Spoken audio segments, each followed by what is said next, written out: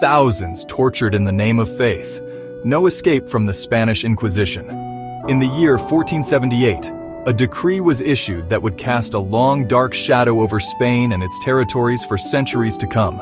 The Spanish Inquisition, a tribunal established to maintain Catholic orthodoxy, would become synonymous with religious persecution, torture, and fear. The Spanish Inquisition was born from the union of church and state, a powerful alliance between King Ferdinand II of Aragon and Queen Isabella I of Castile. In 1478, Pope Sixtus IV granted them the authority to appoint inquisitors, marking the official beginning of this dreaded institution.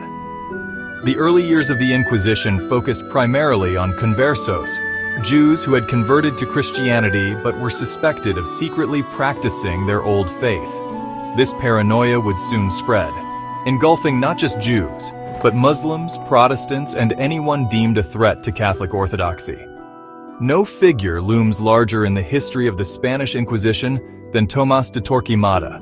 Appointed as the first Grand Inquisitor in 1483, Torquemada would become the very embodiment of the Inquisition's zeal and cruelty. Under Torquemada's leadership, the Inquisition's methods became increasingly brutal. He authored the infamous Instructions, a manual detailing interrogation techniques and the use of torture. Estimates suggest that during his tenure, thousands were burned at the stake, and tens of thousands more suffered various forms of punishment. Torquemada's name would forever be associated with fanaticism and the darkest aspects of religious persecution. The Inquisition's primary tool was fear, and its methods of extracting confessions were designed to break the will of even the most steadfast individuals. Among the most feared techniques was the water torture, where the victim's mouth was forced open and cloth inserted down their throat. Water was then poured, creating the sensation of drowning. Another dreaded method was the strappado, where the victim's hands were tied behind their back, and they were hoisted by a pulley, dislocating their shoulders. These methods, along with the notorious rack, were employed not as punishment, but as means to extract confessions. The auto de fe, or act of faith, was the public face of the Inquisition. The condemned, wearing sanbenitos marked with symbols of their alleged crimes, were paraded through the streets. These grim spectacles served as both entertainment and warning to the masses. Their sentences were read aloud, ranging from public penance to death by burning at the stake. While the Inquisition itself did not carry out executions, it relaxed the condemned to secular authorities for this purpose.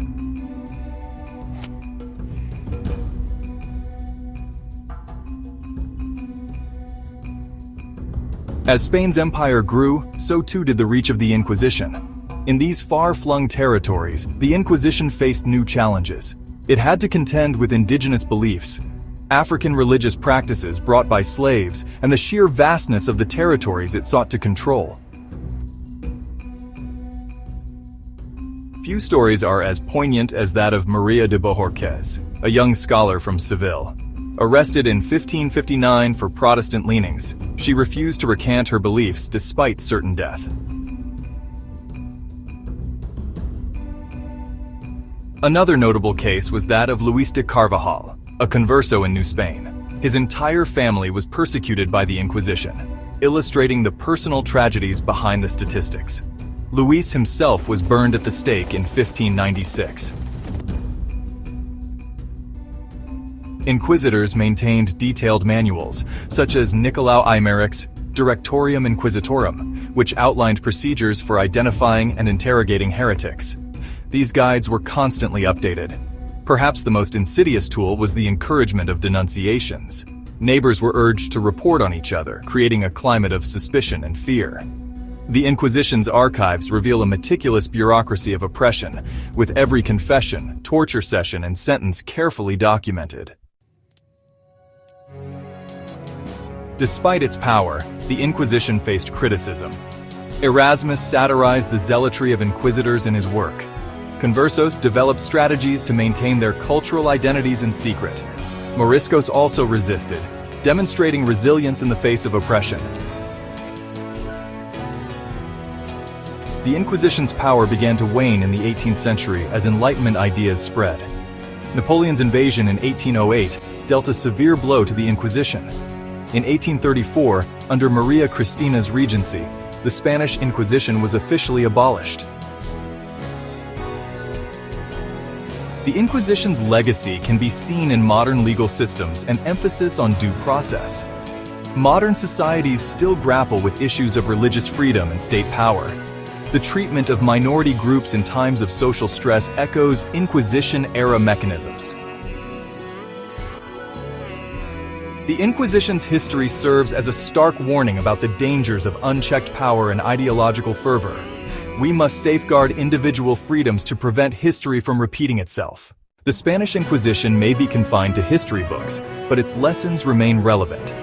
As we face our own challenges of intolerance and persecution, let us remember the price of silence and the value of standing up for human dignity. What was the worst Inquisition tactic in your view? Share your thoughts in the comments below and don't forget to like and subscribe for more historical deep dives.